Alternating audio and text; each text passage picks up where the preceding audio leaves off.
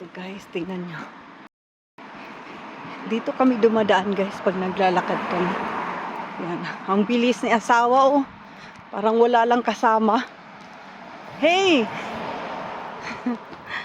Ayan. Ganyan siya maglakad guys. Minsan nahabol ko pa. Kasi napakabilis maglakad. Pag hindi niya na ako nabutan, maghihintay yan.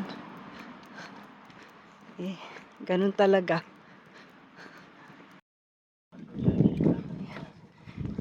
Ganito yung dinadaanan namin guys. So,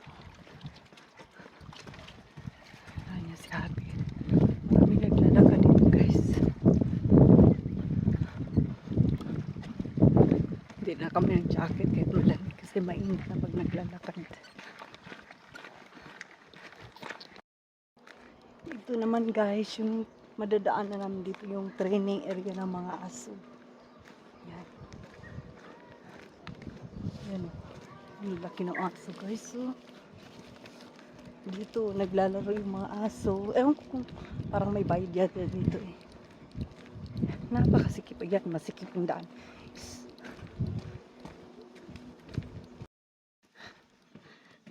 Yan guys. So, nasa ano na kami guys. Nasa liblib. Pero yung daanan cute na cute no.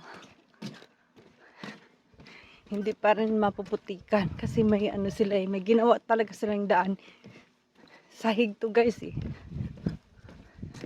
Yung flooring niya is wood, hindi semento. Yan o, yan si Happy. Ah!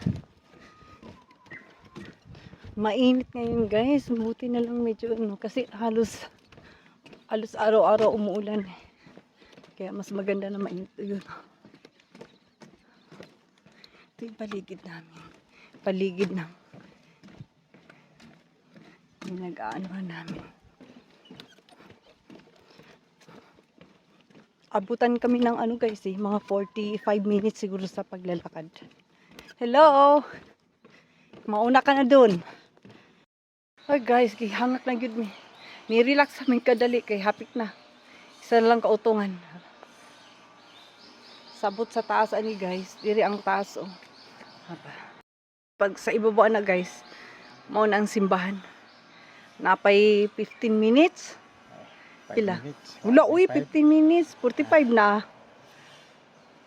15 minutes, simbahan na. Ayan. Relax sa kadali, guys. Perting ko, katkaton kayo. Pero pang-pang na ni diri, guys, oh. Mami area diri. Diri mi agis kakahuyan kay para dili init. Kung daganon ni sakyanan guys, nasa kuan 15 minutes? 10 minutes ra o 13 minutes ana.